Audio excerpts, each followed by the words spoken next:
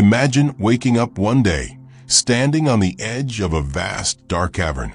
The air is thick with the scent of earth and decay, and the shadows stretch long before you, swallowing everything in their path. At first, you hesitate. You feel the chill of fear crawl under your skin, your heart quickening, as you realize the enormity of what lies ahead. But then, you notice something that draws you in, a glimmer of something precious, buried deep within the cave, just beyond your reach. It's almost as if the darkness itself is calling to you, promising something you can't quite name, but you know it's important. Something, perhaps, that could change everything. But what if I told you that the greatest treasure of your life, the one thing that could unlock your deepest potential, lies not in the light where you feel safe, but in that very darkness you fear? What if your most significant growth, the discovery of your truest self, is hidden in that very place you avoid? Carl Jung, one of the most profound thinkers of the modern age, once said, "The treasure you seek is in the cave you fear to enter." In these simple words, he encapsulates a terrifying paradox. What you fear most, what you have been running from your entire life, holds the key to the transformation you most desperately need. The very thing you avoid, the deepest, darkest parts of yourself, are precisely where the answers to your life's greatest questions are hidden. But here's the catch. The treasure won't reveal itself unless you are willing to confront the darkness head-on. This concept isn't just psychological mumbo-jumbo. It strikes at the core of our existential dilemma. Our greatest fears often mask our deepest desires and potential. Society teaches us to shy away from discomfort, to fear the unknown, and to retreat into the familiar, where everything is safe and predictable. But what if safety, comfort, and predictability are the very chains that hold us captive, preventing us from stepping into a life of true freedom and self-realization? What if, in avoiding the darkness, we are actually avoiding the very source of our power? What if the things that terrify you the most, the rejection, the failure, the fear of losing control, are the things that, if faced, would liberate you from the self-imposed prison you live in? Could it be that the key to your fullest potential lies not in avoiding the storm, but in walking directly into its eye? Jung's words challenge everything we think we know about growth and happiness. We are conditioned to believe that happiness is found in the pursuit of light, success, approval, comfort. But in doing so, we often overlook the profound wisdom that lies buried in the shadowed parts of ourselves. Jung's theory of the shadow suggests that these fears and dark aspects are not merely obstacles to overcome, but integral parts of our psyche that, when integrated, lead to wholeness and self-mastery. This raises an urgent question. If the treasure we seek lies within the cave we fear, how many of us are willing to step inside? How many of us are brave enough to look at the parts of ourselves we have hidden away, the parts we've denied or suppressed for years? What would happen if we dared to confront these fears, not just intellectually, but with our whole being? The question is not whether you are capable of finding your treasure, but whether you are ready to face the fear that stands between you and it. Are you willing to descend into the unknown, into the parts of your psyche that make you recoil in terror? Or will you keep running, forever looking for treasure in places that will never lead to your deepest fulfillment? You may find yourself at a crossroads, questioning whether it's worth the risk, wondering if the treasure is real or just another illusion. But the truth is, the longer you wait, the deeper you entrench yourself in a life of mediocrity, bound by the walls of your own fear. So let me ask you this. How much longer are you going to let your fear control you? How much longer are you going to live without the treasure that could transform your entire existence? The path forward is clear, but to walk it, you must first face the darkness. What makes us run from the very darkness that holds the treasure we seek? Why are we so terrified of the unknown, of confronting parts of ourselves that we'd rather keep buried? To understand this, we must journey through the labyrinth of human psychology and philosophy, exploring the deep currents that shape our responses to fear and self-discovery. At the heart of this fear is the concept of the shadow, a term coined by Carl Jung to describe the unconscious part of the psyche that contains repressed desires, fears, and memories. This shadow is not inherently negative. It is, in fact, an essential part of our psychological makeup. However, because it houses traits, emotions, and memories that we deem unacceptable or threatening, we push it away, suppressing its influence. And yet, Jung argued, it is only by embracing this shadow that we can integrate these hidden aspects into our conscious selves and move toward wholeness. But why do we repress these aspects of ourselves in the first place? Why do we feel so much fear when confronted with the prospect of acknowledging them? The answer lies in the deep psychological roots of human survival and social conditioning. From the very moment we are born, we are thrust into a world that demands conformity.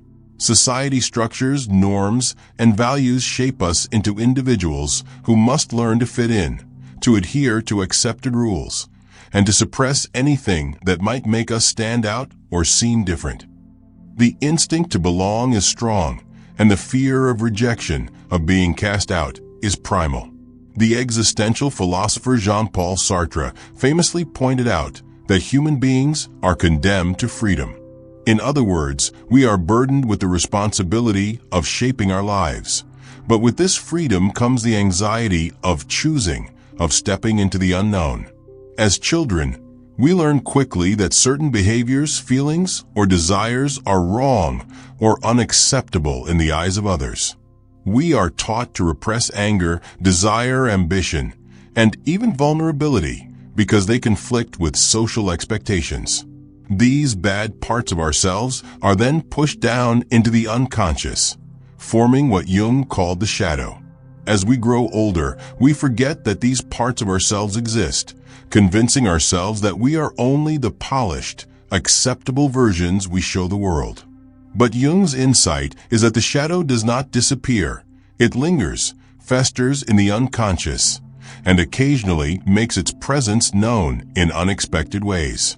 It appears in our dreams, our irrational fears, and our projections onto others.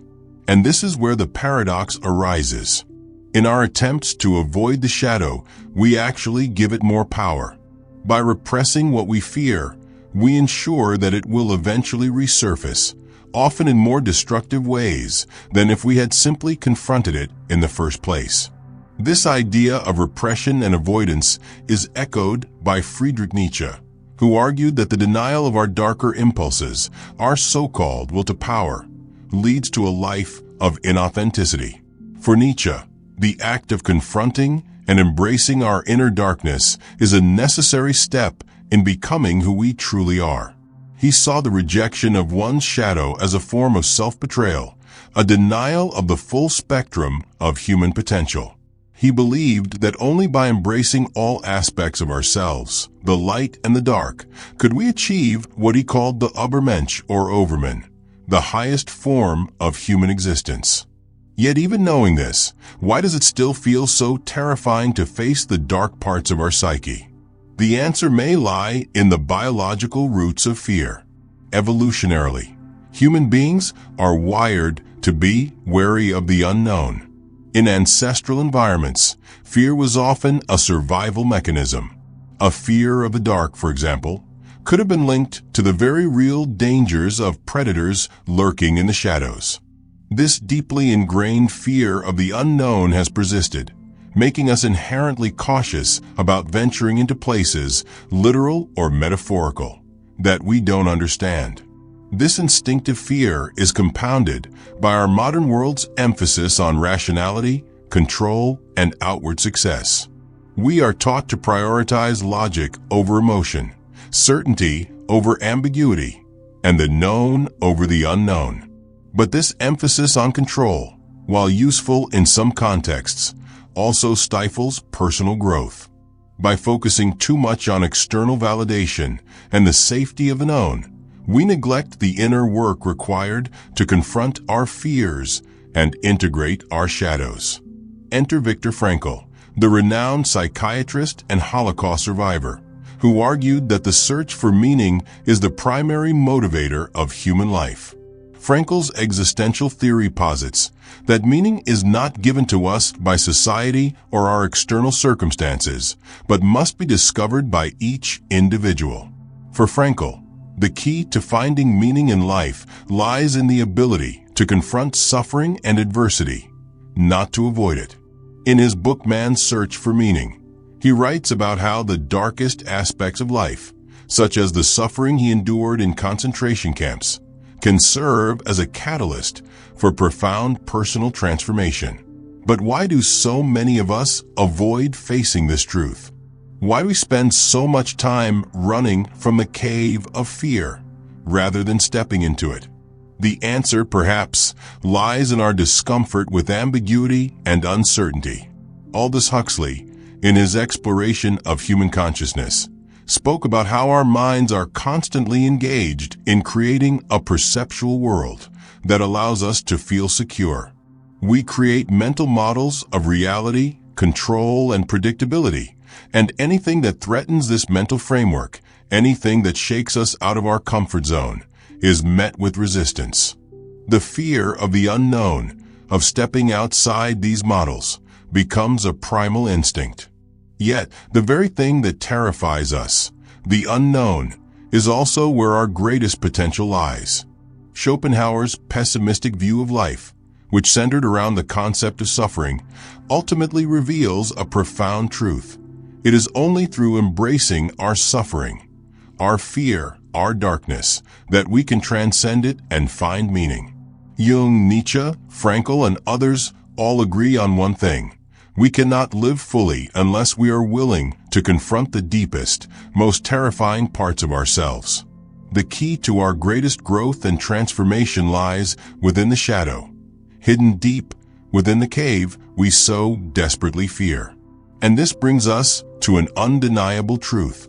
We cannot move forward unless we are willing to descend. The journey into the cave is not merely a journey of suffering, but one of revelation. Now that we understand why we fear the cave, let's explore the hidden consequences of avoiding it.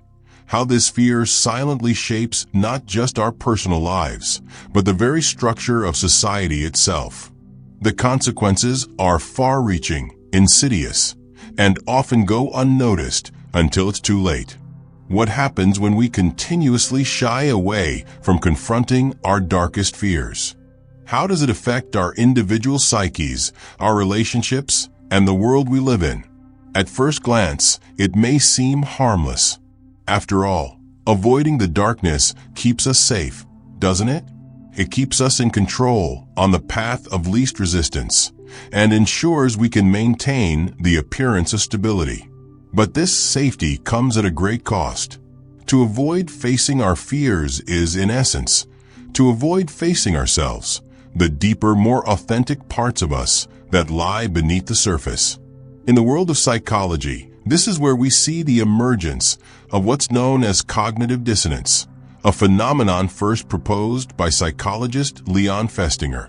Cognitive dissonance occurs when our beliefs, actions, and self-image don't align, creating psychological discomfort. For example, we may consciously believe that we are confident, powerful individuals, but deep down, we fear rejection or failure. This internal contradiction leads to feelings of stress and anxiety, which, rather than being addressed, are often repressed or ignored. The longer this dissonance festers, the more it distorts our perception of reality and erodes our mental well-being. In a sense, avoiding the cave creates a shadowed world within our minds, a world where nothing quite fits together, and our sense of self becomes increasingly fragmented. But the consequences extend beyond the individual psyche. Our failure to confront the shadows of fear and vulnerability also spills over into our relationships. We often project these unresolved fears onto others, creating walls instead of bridges. Projection, another concept explored by Jung, refers to the tendency to attribute our own disowned traits to others. If we fear failure, for instance, we may project this fear onto others, seeing them as more successful, more competent, or more confident than they truly are. This prevents us from forming authentic, vulnerable connections because we're constantly defending against perceived threats that aren't real. Furthermore, this avoidance of personal truths can manifest in a widespread societal malaise. On a cultural level, the fear of the cave creates a society obsessed with perfection and image, constantly chasing after success, wealth, and approval. The rise of social media, where individuals curate idealized versions of themselves, is a direct result of this cultural denial of the shadow. Instead of embracing the complexity of our human experience, including our flaws and vulnerabilities, we present only the polished, sanitized versions of ourselves. But this creates a deep existential crisis, for we are not just disconnected from others, but from our true selves. The social pressure to conform, to never show weakness or fear, leads to widespread anxiety, depression, and a lack of genuine human connection. This is where we see the neurological consequences of fear avoidance. Our brains are wired for survival, and the amygdala, the part of the brain responsible for processing emotions like fear, plays a key role in how we react to perceived threats. When we avoid confronting our fears, we reinforce the neural pathways associated with avoidance and anxiety. Essentially, by running from our fears, we train our brains to be increasingly sensitive to them, making it harder and harder to step into the unknown. This leads to a vicious cycle. The more we avoid, the more we fear, and the more we fear, the harder it becomes to confront. This phenomenon is not just psychological. It has tangible effects on our physical health. Chronic stress, which is often a byproduct of constantly avoiding our fears and desires, can lead to a host of health problems, including heart disease, digestive issues, and weakened immunity. The body, like the mind, suffers when we neglect the need for emotional and psychological growth. Avoidance, in the end, doesn't keep us safe. It slowly chips away at our health, our relationships, and our sense of fulfillment. On a societal scale, the consequences are equally devastating. As individuals and communities, we are taught to strive for success without acknowledging the underlying struggles that accompany it. We glorify the idea of a perfect life, free from failure and fear, while overlooking the fact that true growth and innovation come from confronting adversity. The avoidance of fear creates a culture of complacency, one that values surface-level achievement over meaningful, transformative progress. This is particularly evident in professional environments, where the fear of failure often leads to perfectionism and an aversion to risk. In organizations, when individuals are afraid of failure, they become less likely to take the necessary risks that could lead to breakthroughs. Instead, they become focused on maintaining appearances, adhering to the status quo, and avoiding the cave altogether. This leads to stagnation, a slow erosion of creativity, innovation, and the drive to change. But the most dangerous consequence of all may be the spiritual void that arises from not confronting our shadows. When we avoid the deepest, most vulnerable parts of ourselves, we also avoid confronting the larger existential questions about the meaning of life. Without embracing our inner darkness, we are left with an incomplete understanding of our existence, unable to fully engage with the depth of life's experiences. We become trapped in a cycle of superficial pursuits, never quite touching the profound sense of fulfillment that comes from integrating all parts of ourselves. So, what's the cost of avoiding the cave, of running from the fear that holds our greatest treasure? It's the quiet erosion of our authenticity, the hollowing out of our potential, and the loss of true connection with ourselves and others. We live in a world that values security over growth, comfort over transformation, and safety over authenticity. But by doing so, we miss out on the richness of life that comes from embracing the darkness. The treasure, as Jung so insightfully observed, is not in the light where we feel safe, but in the very place we fear most.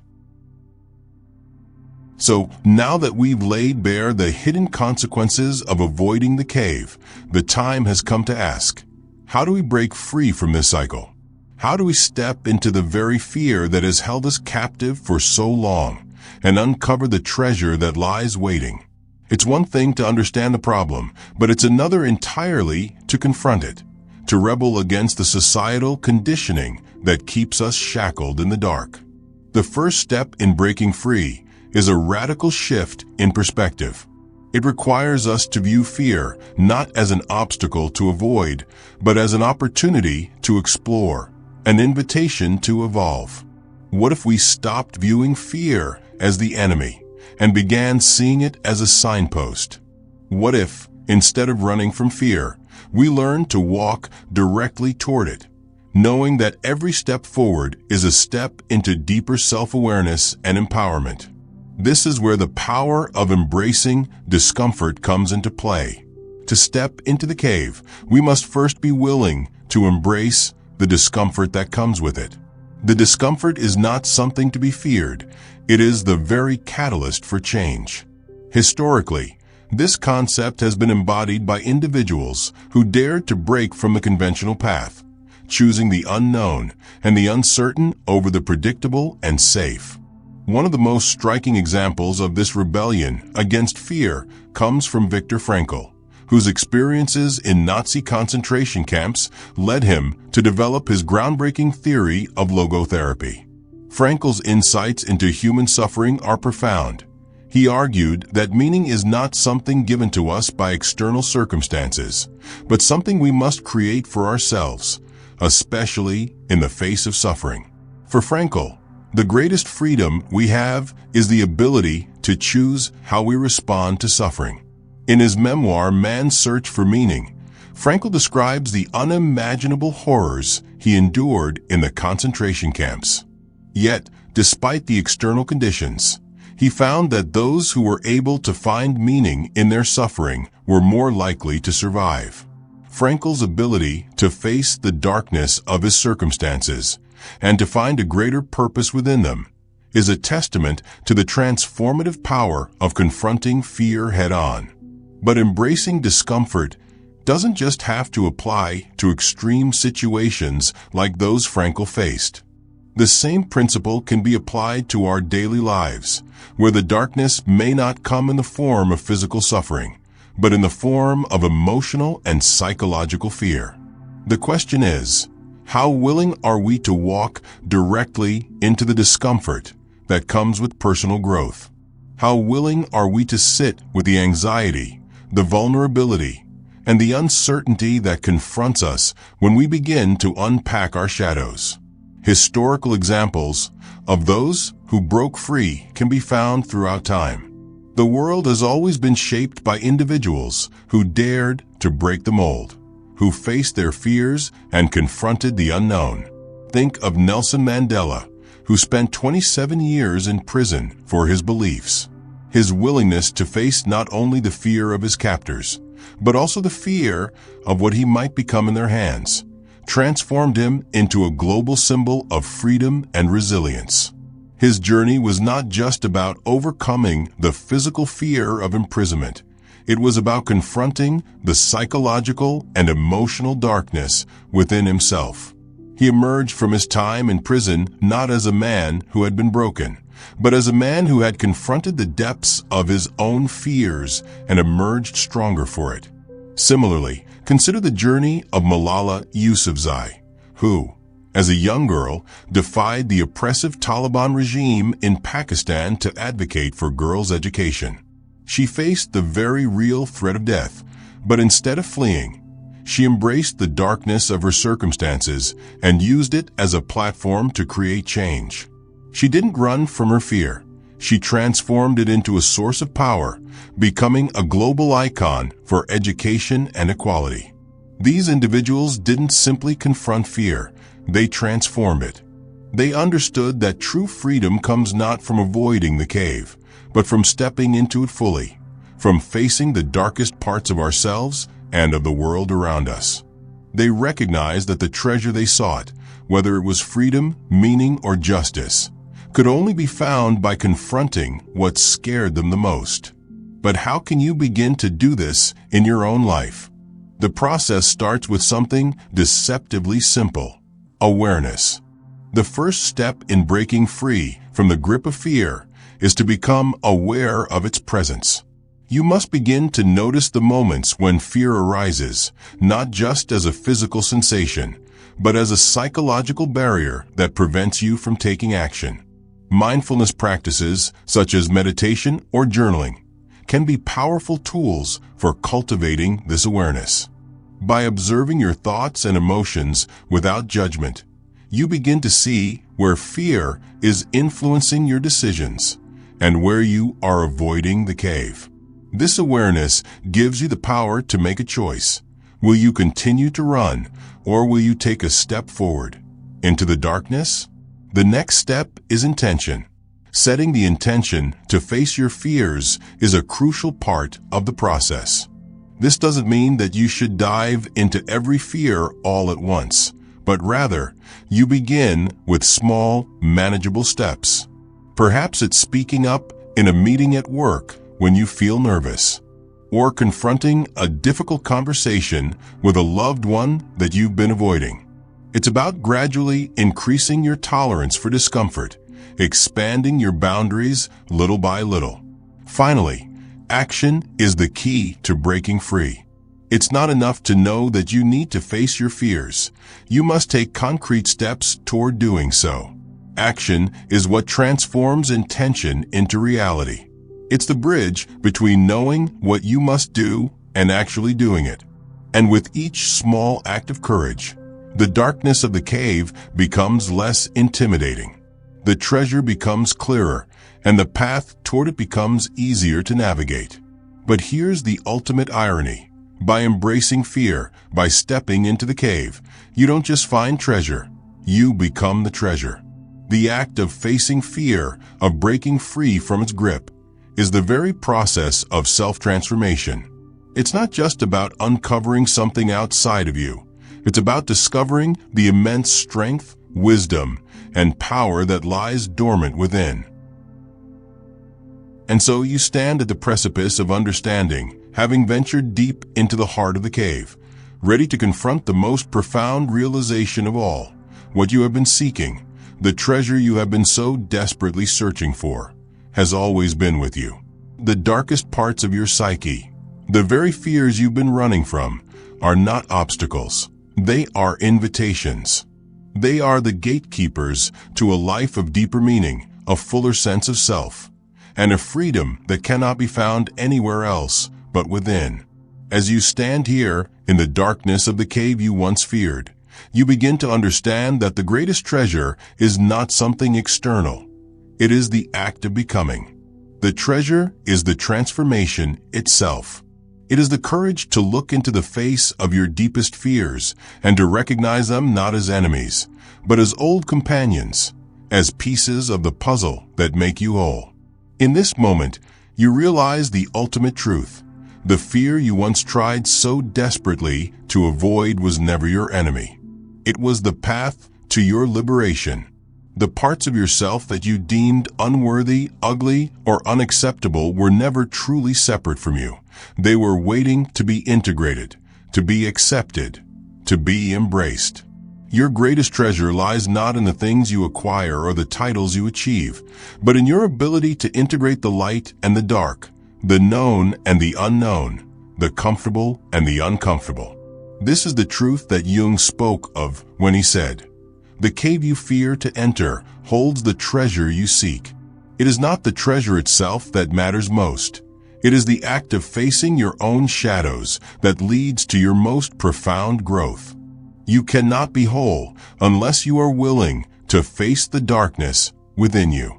Without this integration, you remain fragmented, constantly searching for meaning outside of yourself. The treasure is not a possession.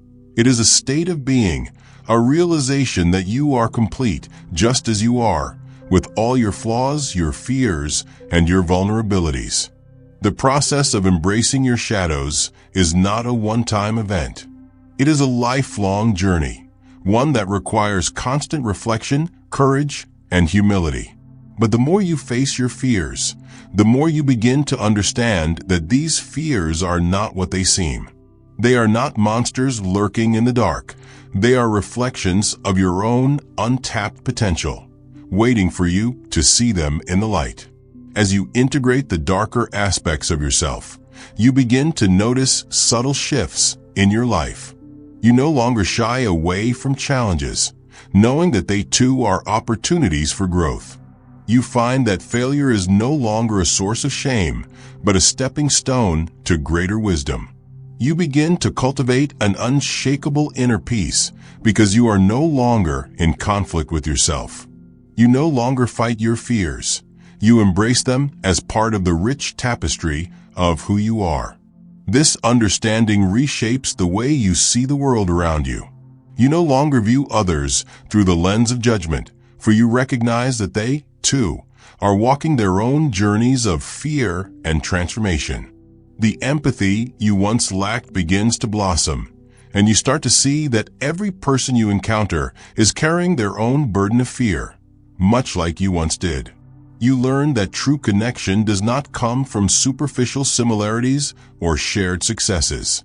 It comes from a shared willingness to confront our shared humanity, to face our fears together. In embracing your shadows, you also begin to embrace the mystery of existence. Life becomes less about controlling outcomes and more about living in harmony with the unknown. You understand that the true essence of life is not in certainty or predictability, but in the ever-present mystery that surrounds us. It is in the unknown that growth happens, that transformation takes place. And it is only when we accept this mystery, when we accept the darkness as part of the light, that we can fully live. At this point, the cave you once feared no longer holds power over you. You have become the master of the darkness, for you have integrated it into your being.